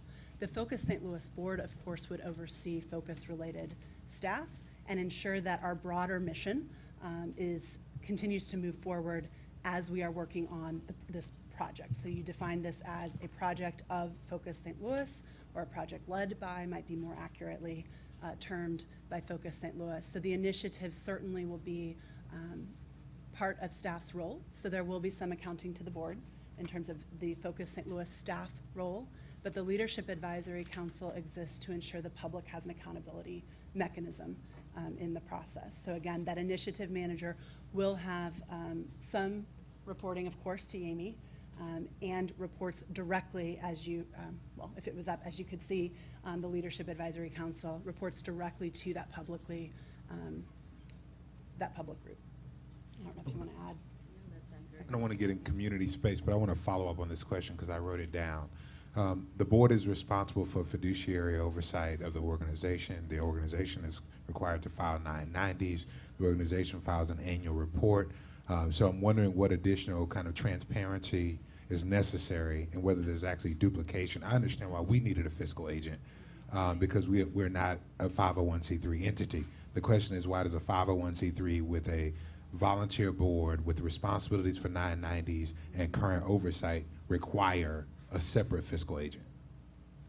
So this is for, maybe that's something that you can respond to. I think it's a governance question for Focus, so I'm actually asking Focus, why did you find it necessary with a governing mechanism that meets state standards for transparency and accountability to find a fiscal agent to partner with? So one of the reasons why we did this is, for those of you that are familiar or perhaps not familiar with Focus's structure, we have a part-time accountant that is not full-time. And so we have dedicated hours to this part-time accountant, but we also wanted to be very transparent as money is coming in to have the Community Foundation help us process those monies in a way that there's going to be a separation with what's coming in for Focus versus what's coming in for this work of the initiative. And that's one of the reasons why we went with this route. You know, and another component and part of our thinking was the report called for a 25-year fund. So the report calls for a fund, not a fiscal agent. That's actually why I'm pushing this issue. There is not the requirement of a fiscal agent to have a racial equity fund, and quite frankly, a racial equity fund doesn't need to be in the same place as your fiscal agency because it should fund other things, as we will discuss later, other than this. So I'm actually concerned about, just from a governance perspective as a funder, I don't understand the duplication. And second, I'm actually quite concerned about the establishment of an endowment for Focus versus an establishment for racial equity if these things get blended. So it certainly is not our intention to establish an endowment for Focus. What we are establishing is the funds to support the initiative, and if it were to be the logical place for a 25-year fund, the possibility of that. Focus St. Louis could not house the 25-year fund. So it's important to note that in the presentation, the president of the Community Foundation noted that there was a 25-year fund called for when she was explaining a fiscal agency arrangement. Fiscal agency can be established by an agreement and a contract between the two of you. It doesn't require the Community Foundation to set up a fund. And there was some bleeding into this idea. I think I actually wrote down what was said, but it noted that this was established like a 25-year managed fund as called for with the commission. The commission did not call for a fund to fund the core intermediary. Specifically, it called for a fund for racial equity infrastructure. Those are two different things that you should be very clear about.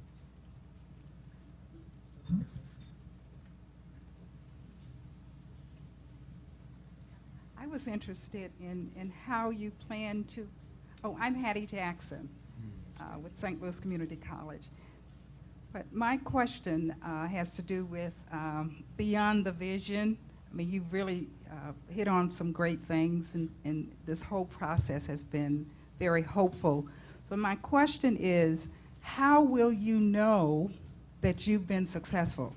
how will you measure what you're measuring? And because of the organizations that are involved, would you see different policies? What would success, authentic success, look like?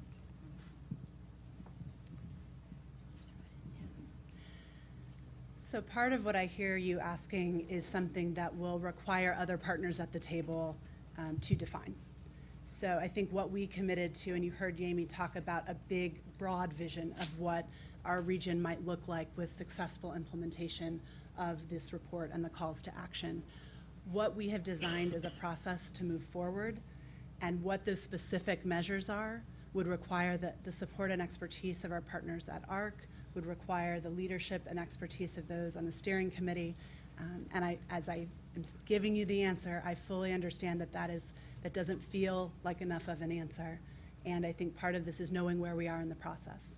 So we've stepped forward to offer an approach, and that's what we've moved forward with our expertise.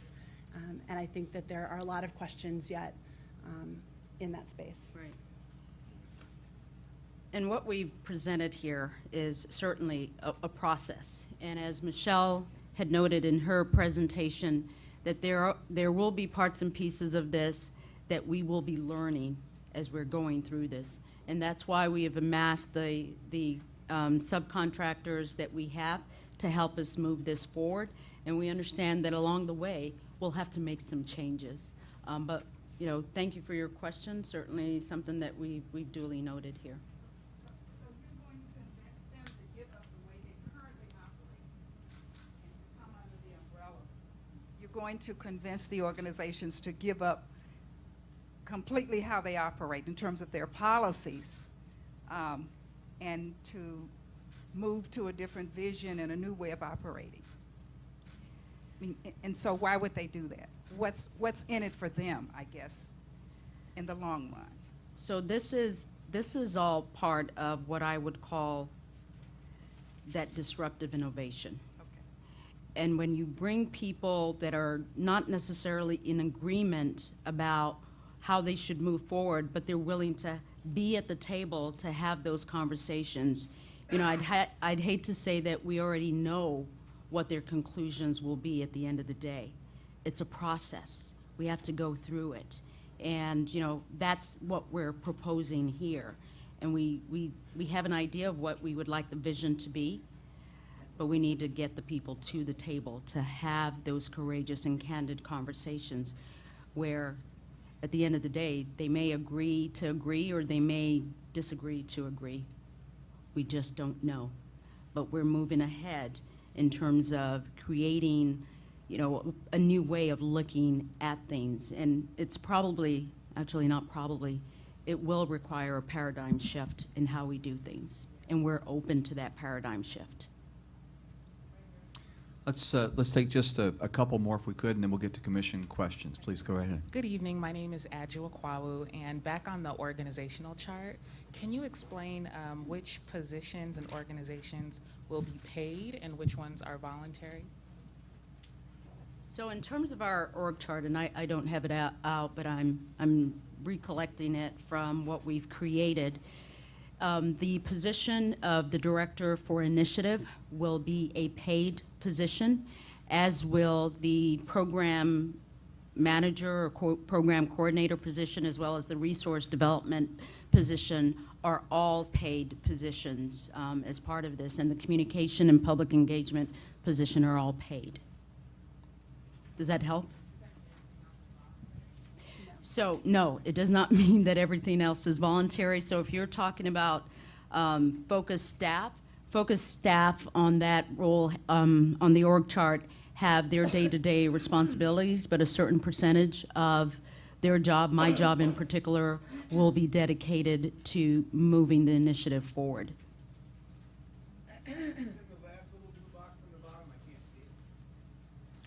Media and Community Education Manager, if I remember correctly. We can't read it either. It's too small. So the blue items in the middle will be new positions that will be contracted. The green items that are on the left are current focus staff positions where a percentage of the work will go towards this effort. And I think it's important that we clarify our purple boxes, so Communications and Marketing Consultants, Applied Research Collaborative, and to a very small extent, as you heard Amelia say, the Community Foundation would have some level of compensation in that. Again, the Community Foundations being one of the lower overheads for processing a fund like that in our region. Okay. Steering committees? Steering committees, action committees, and the Leadership Advisory Council, as designed now, are voluntary.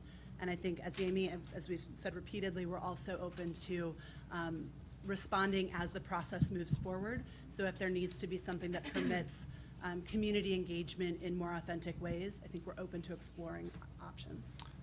Okay, I'm sorry.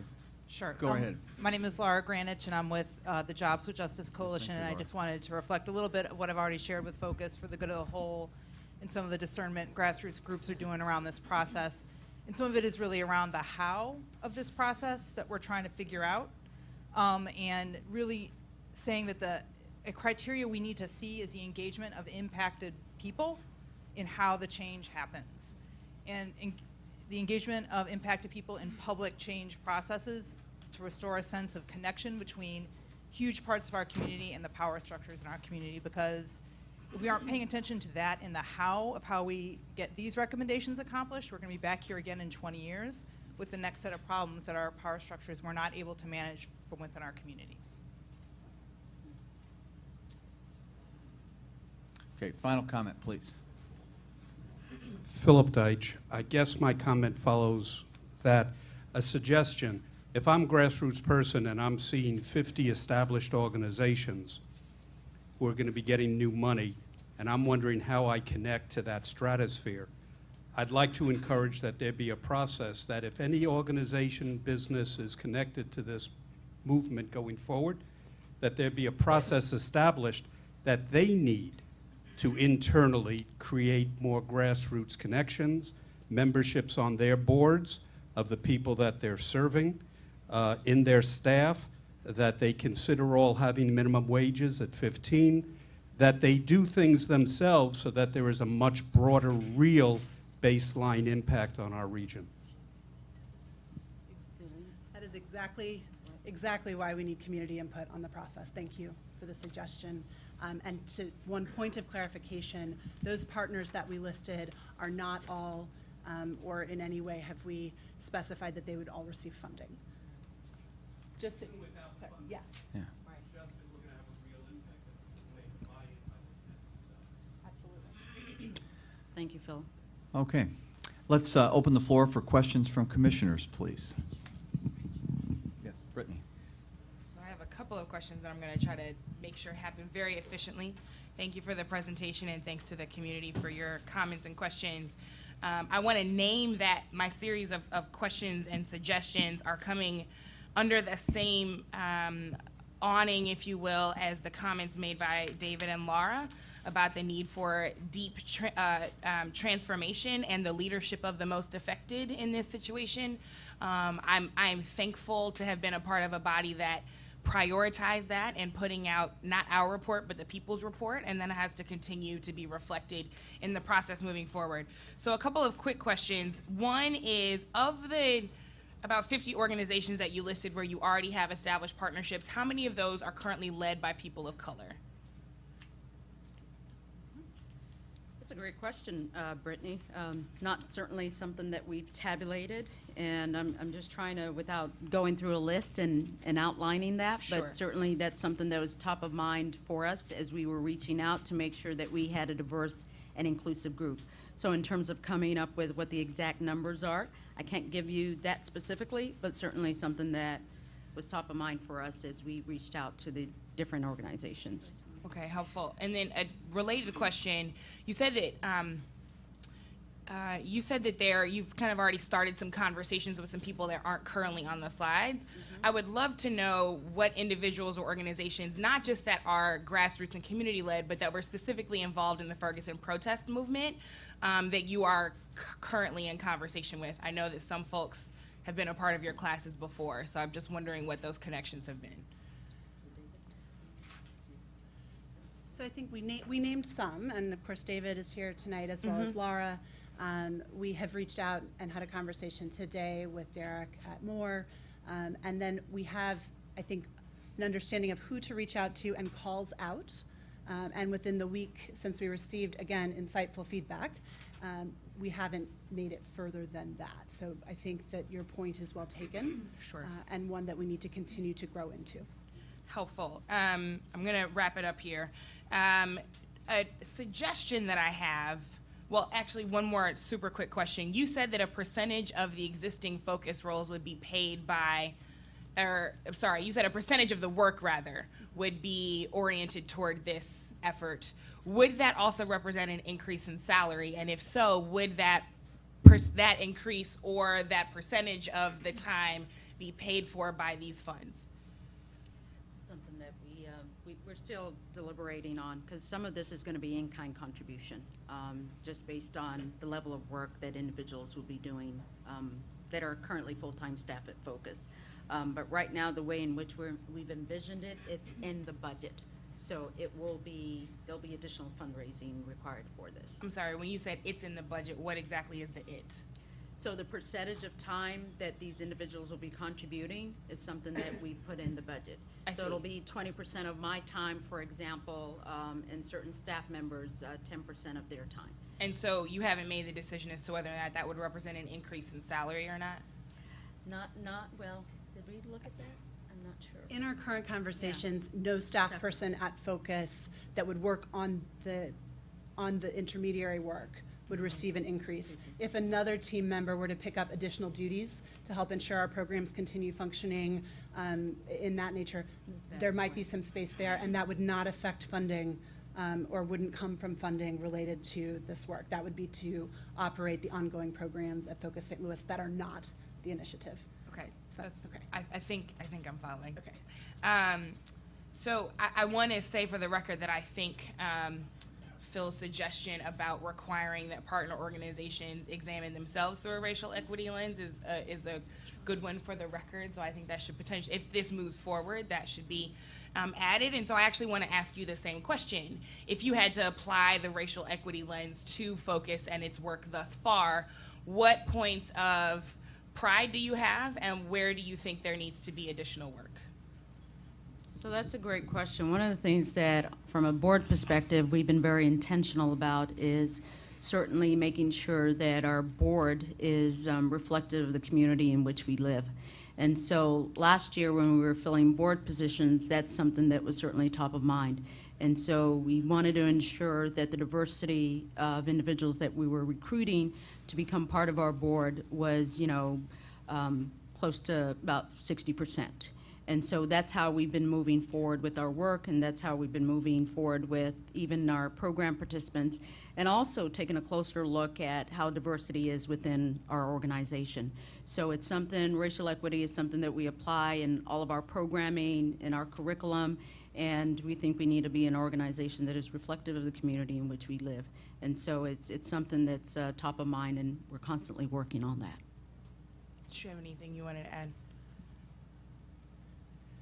So one thing that I would note, in addition to racial equity, because we've been talking about youth, when you ask sort of how do we measure where we are, I think one area where we are growing is in how we've engaged youth on our board of directors. And a point of learning was when we schedule the meetings during the summer months, they're easily able to participate and attend, and then during the school year they're not.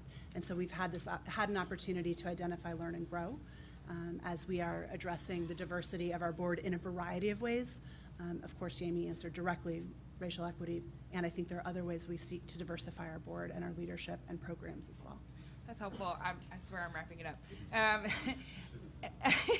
I know I said it 5 minutes ago. This is a point of an additional piece for us, because I will say very honestly, I know that Focus has received feedback over the years on the racial equity piece. And I know that you all have made efforts there. I also know that things like the standing prison visit that happens with the leadership class as well as I think some discouragement that some members have felt as they were trying to actively participate in things that happened this year were pieces of feedback that you guys got. And so if I am going to be comfortable moving forward in this way, I think there are a couple of things that need to be seen, because I'm still not seeing the kind of intentional attention to racial equity and justice in this plan that I think the commission has taken on because the community required that of us. And so I would want to see at least one paid position that is dedicated to applying the racial equity lens to everything, because when I look at the 3 steering committees, I see obviously our 3 areas, but we applied the racial equity lens to everything. And so there needs to be a role there that is financially supported and that would be able to recruit someone with enough expertise in this area to ensure accountability throughout the process toward that racial equity piece. I would also say that that person or maybe another person would need to manage some kind of formal feedback structure, because one of the things I am appreciating is that you guys are hearing what folks are saying right now, but the question is, how is the feedback heard? How urgently is it responded to and implemented? And then how are you translating what happens back to the community? And so I would need to see that as well. And then my last question is about financial engagement. And so as we hear these important questions about not just the engagement of marginalized people and the most affected, but their ability to truly have authority in this process, how do we ensure, and what processes are in place or roles are in place to ensure that people with financial privilege and people who are making donations to this project don't have undue influence over the decision-making process? That's a great question, because it was certainly something that came up in a meeting that we had this afternoon with one of the grassroots community leaders. And, you know, one of the things that we said is we're going to be very intentional in the composition of whether it's the Leadership Advisory Council or the Steering Committee or even the action teams, to make sure that they are represented in a way where they can feel heard. And so, and Michelle's explanation of what the structure of the Leadership Advisory Committee looks like, we say that there will be designated seats for different members of our community, commissioners included, but also, more importantly, as you've stressed here, members of the grassroots community, to make sure that they feel comfortable at that table in a way in which they can contribute. And I think we are hearing, and we might not yet be saying, that we understand the community needs to be more than heard. So we hear that, and we are incorporating that into our understanding and our responses very quickly.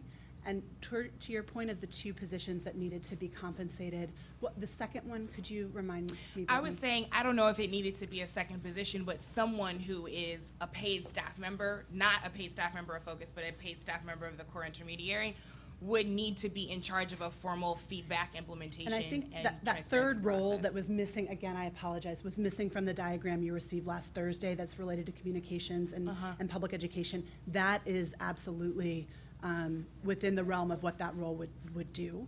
And in terms of making sure racial equity remains at the forefront, in addition to having the leadership of the staff at Focus to continually make that present, the initiative director would be tasked with that challenge, and that would be part of that broad search for that position, would be for someone with the expertise, as you identified, to keep that present.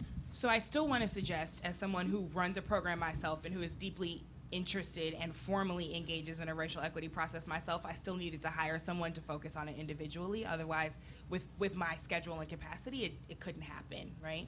And so, you know, I appreciate what you said about the equity of the steering committees. I know, for example, when you read off the one about the response to demonstration, what I heard, at least according to my count, the organizations that you read off weren't equal community and law enforcement. And so I would say, I'm using that as an example, not the thing to focus on. I would say that another thing I would need to see in this process, if we move forward in this way, is that some